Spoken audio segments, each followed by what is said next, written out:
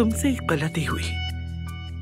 3 साल तक तुमने अपनी बीवी की तरफ देखा भी नहीं। सच कहूं तो गलती तुम्हारी भी इतनी नहीं है। डॉक्टर्स ने हमारी उम्मीदें तोड़ दी थी, हमें इसकी आदत हो गई थी।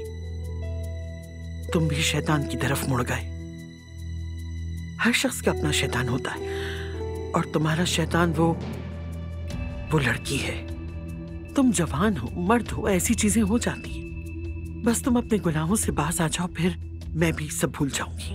अपनी औलाद और अपनी औलाद की माँ का ख्याल करो। बात सुने, मैं अपनी औलाद को और ना ही उसकी माँ को नुकसान पहुंचा रहा हूं और ना ही मैं ये कभी होने दूंगा। मगर ये काम आपकी मर्जी के मुताबिक नहीं होगा। नूर ना होती तो भी ये सब होता। देखें,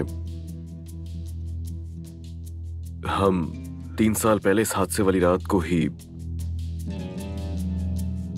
तलाक को लेकर बहस कर रहे थे, इसीलिए हादसा हुआ था हमारे साथ। क्या? ऐसा ही है।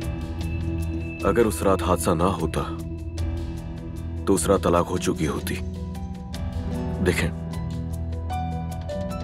कोई चीज तब्दील नहीं होगी। आपकी बेटी को कोई नुकसान नहीं पहुंचेगा, कुछ नहीं होगा। और जब तक अलीना मुकम्मल सेहतियाब नहीं हो जाती, मैं साथ रहूंगा उसके, क्योंकि उसकी सेहत ही मर्द की खुशी है और मैं अपनी औलाद को खुश रखने के लिए कुछ भी कर सकता हूं। हाँ, मगर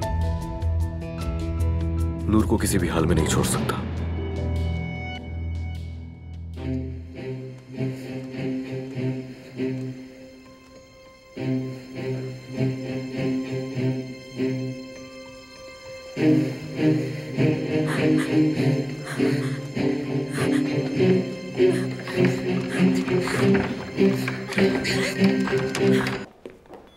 खुशामदीद।